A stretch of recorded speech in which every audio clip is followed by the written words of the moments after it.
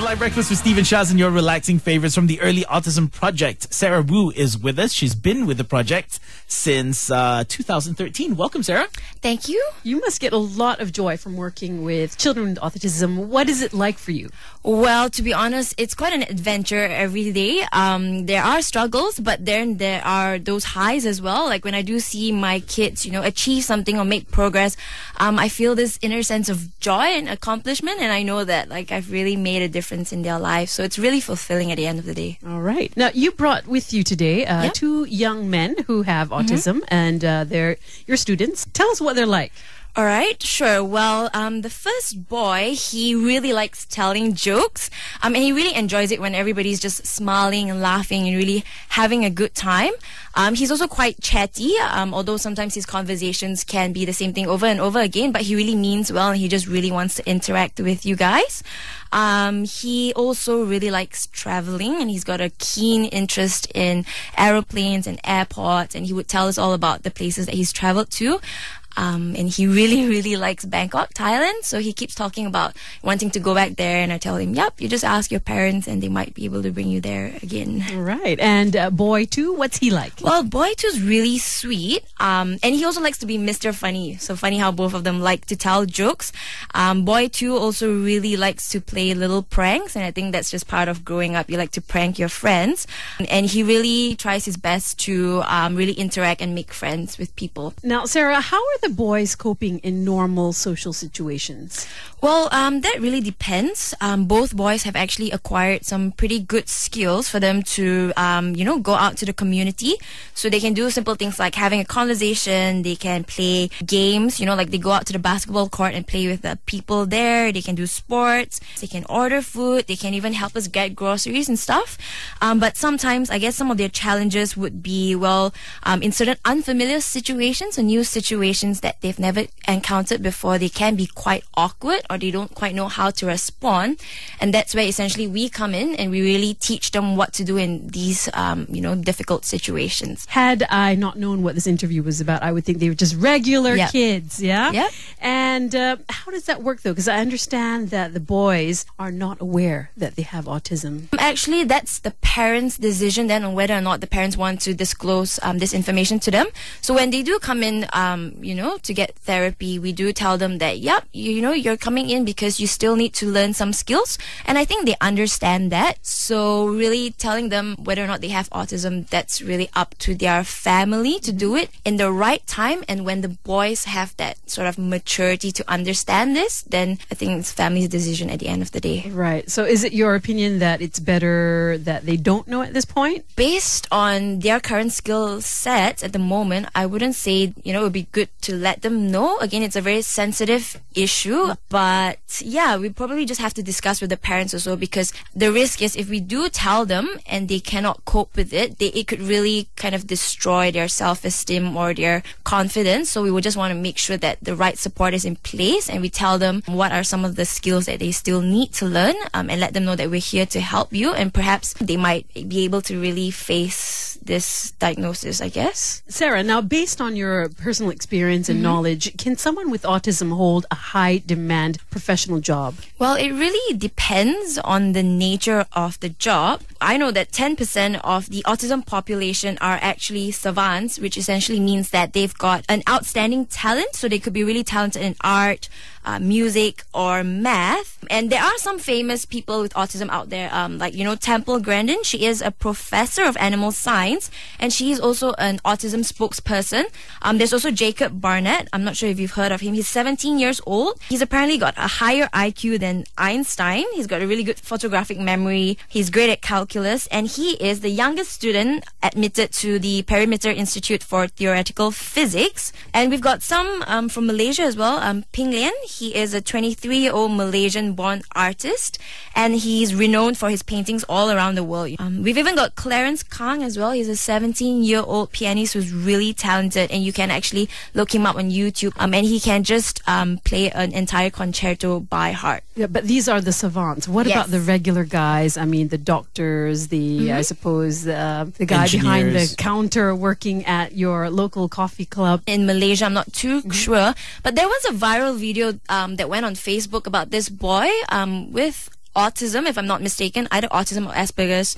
He works at Starbucks, and he even appeared on the Ellen DeGeneres show as well. So we do see that, even kids or people with autism, as long as they have the right support and the right skills, they can actually hold a job, obviously with the right support lah. Sarah, what are some of the challenges you face as a therapist? Every day would be a challenge, I would say, but then there are also those high moments. Some challenges could be, let's say, if, my child is just having a bad day, that can just be quite difficult during therapy as well, because they won't be doing too well. Obviously, the nature of the job is very demanding as well, because it's physically draining, because you're moving around so much. It's mentally draining, emotionally draining, psychologically draining as well, I would say. But at the same time, on the opposite end of the spectrum, when I see my kids making progress, when I see them making friends, when I see them playing with their friends and having so much fun, it just brings so much inner fulfillment, inner joy, inner contentment. And I think having the passion to really help kids with special needs, having the heart to really bring change and make a difference as well, that really drives me and pushes me forward.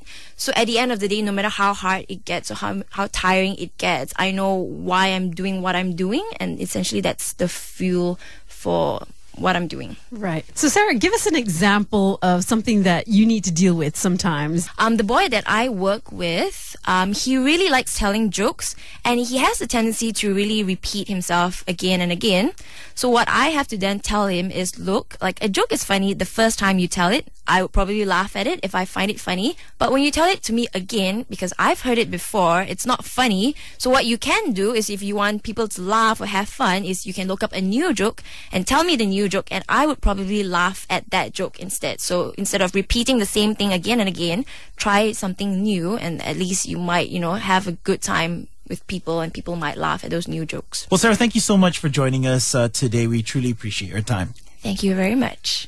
That was therapist Sarah Wu from the Early Autism Project. And with her, she's actually brought in two boys, both who have mild autism. They've benefited greatly from the Early Autism Project. However, they're completely unaware that they have autism, which is why we won't be mentioning their real names to protect their identity. John and James, not their real names, obviously, will join us after Bruno Mars on Lite FM. Now, leading up to World Autism Awareness Day on the 2nd of April, we recorded two boys with mild autism who are unaware of their diagnosis. We recorded this interview with the boys last week to play back today. Their names have been changed to protect them. So joining us is 15-year-old John. Tell us about your hobbies. What do you like to do? My hobby is playing sports, badminton and swimming. We know you like airplanes and you like the airport. Are you thinking about becoming a pilot in the future? Yes. You'd like to be a pilot? Yeah. Because you like to tell jokes also. Do you think you'll be a pilot comedian? I want to be a comedian. You'd prefer to be a comedian? Yeah, I want to be a comedian. Can you tell us a joke? Okay, sure. What did the pencil say to the other pencil? Don't know. Don't know. You're looking sharp. That's a good one. You have another joke for us? Why did the computer go to the doctors? Because he was sick? He had a virus? Yeah, correct. You beat him to the punch there, Shaz. All right. LOL. You mean laugh out loud?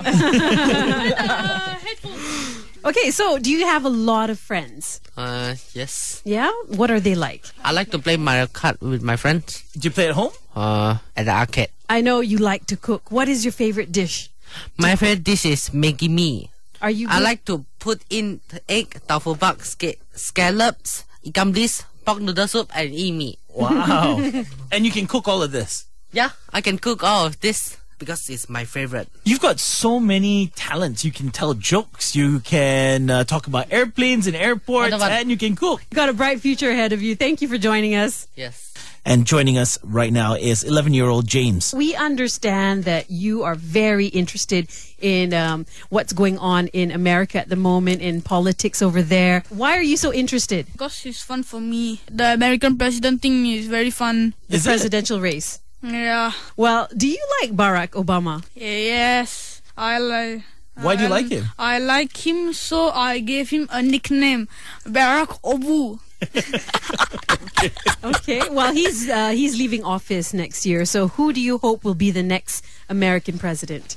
Bernie Sanders instead of Donald Trump is Bernie Sanders because he's a current USA senator. And I even give him a nickname. What's his BS. That's a scary nickname for a future president. Yeah, the nickname for the president.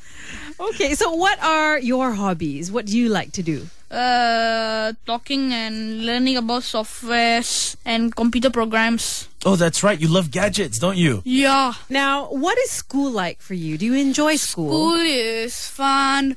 The school is tiring. And do you have lots of friends in school? Yeah. What do you like about them? They think good about me. Yeah, always good to have friends who think well of you. They talk very cool, very, very cool things. All right. So what do you want to... What do you want to be when you grow up? When I grow up, I want to be a good person which help people. Yeah? Thank you so much for joining us today. Oh, you're welcome. That was 11-year-old James, unaware of the fact that he has autism. And of course, we recorded that interview last week to air back today. Now, this is, of course, all in line with World Autism Awareness Day happening on the 2nd of April. Of course, if you know anyone who may need some form of help, you can always guide them towards the Early Autism Project. You can actually go to autismmalaysia.com for more information. When we come back in the next hour, it's going to be Shaz's News Rhyme. That's a story told in the form of rhyme on Lite FM.